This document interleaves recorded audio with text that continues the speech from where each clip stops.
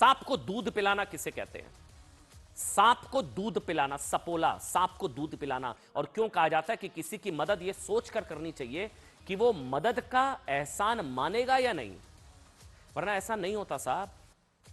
तो जिस तुर्की में भूकंप आने पर भारत ने ऑपरेशन दोस्त के तहत मदद पहुंचाई, सबसे पहले खाना, दवाइयां, सब कुछ, 2 तस्वीरें। उस एहसान को भूलकर ऑपरेशन सिंदूर के वक्त पाकिस्तान के साथ खुलकर खड़े होने वाला देश कौन सा? तुर्की था। आतंकी ड्रोन पाकिस्तान के तुर्की के थे, जिसने पाकिस्तान की मदद के लिए जंगी जहाज, ड्रोन, हथियार भेजे। दूसरा एहसान फरामोश देश अजरबैजान, नाम नोट कर लीजिए साहब, अजरबैजान, जिसकी भारत ने कई मुश्किलों में साथ दिया, लेकिन ये देश भी भारत के एहसान भुलाकर पाकिस्तान के भाईजान बन गए। इसी वजह से लाखों भारतीय इन दोनों देशों से चिढ़े हुए हैं। सबक सिखाने की बात हो रही है।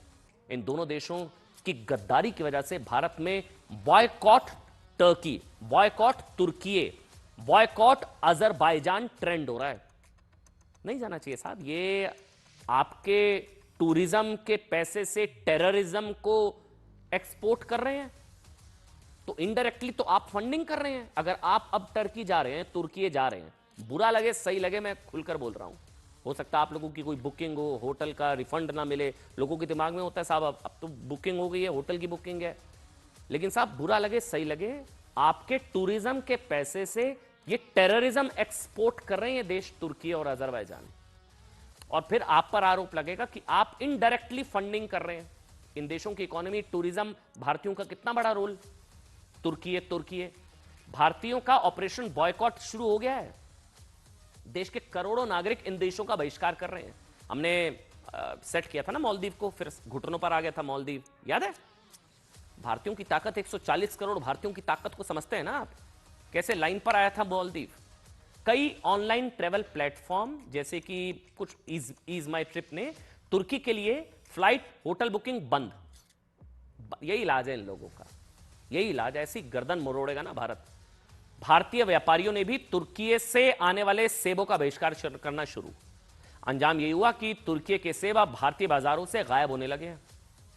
आंकड़ों के मुताबिक 2024 में करीब करीब 3,30,000 भारतीय टूरिस्ट तुर्की घूमने गए थे। कितने? 3.5 लाख के आसपास 2024, जबकि 2.5 लाख भारतीय अजरबैजान घूमने गए थे।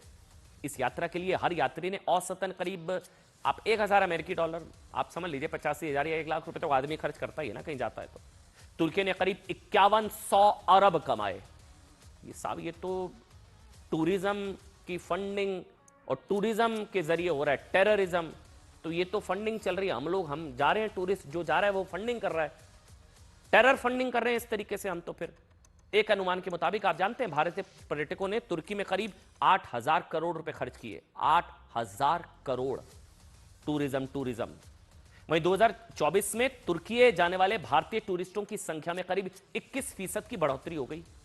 अच्छा, 2009 में गए थे 55,000। मैं कुछ आंकड़े भी बताऊंगा। 2009 में 55,000, ये देखिए आप ग्राफ देखिए, 55,000, 2,31,000 और अब पहुंच गया 3,31,000। तुर्की जाना है घूमने, जाओ। ये देखें मतलब सोचिए 2023 में ये संख्या बढ़कर मतलब पहुंच गई 2,31।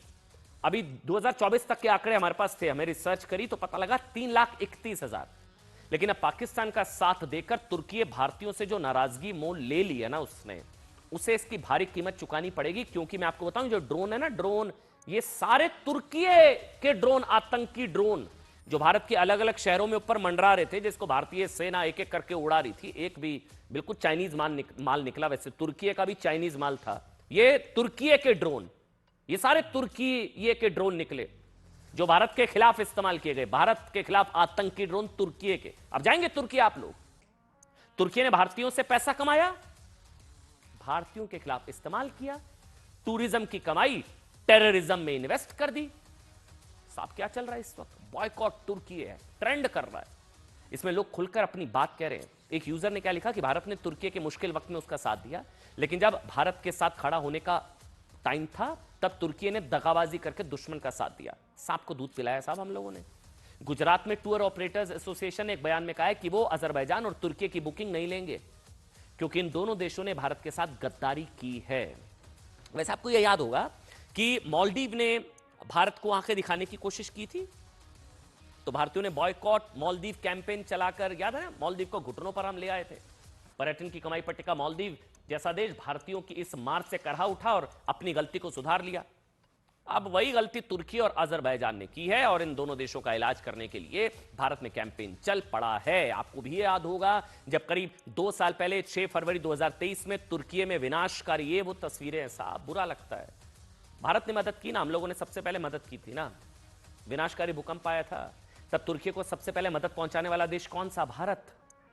भारत ने ऑपरेशन दोस्त, नाम क्या था? ऑपरेशन दोस्त के तहत कुछ ही घंटों में 135 टन राहत सामग्री, एनडीआरएफ की टीमें, डॉक्टर्स की टीमें, 30 बेड का एक फील्ड अस्पताल तुर्की भेज दिया था। हमारे डॉक्टर्स ने साहब भूकंप के समय 3300 से ज्यादा तुर्की के मरीजों का इलाज किया और हमारी एयरफोर्स ने C-17 से कुछ ही घंटों में राहत सामग्री की पहली खेप तुर्की पहुंचा दी थी। इसके बावजूद तुर्की ने ऑपरेशन सिंदूर के वक्त जिस तरह से पाकिस्तान का साथ दिया, उससे तुर्की ने साबित कर दिया कि उसका भी वही आतंकी चरित्र है जिस तरह का चरित्र पाकिस्तान का है। ड्रोन के मलबे की फोरेंसिक जांच की जा रही है। प्रारंभिक रिपोर्ट्स से पता चलता है कि वे तुर्की के असीस गार्ड सोंगर ड्रोन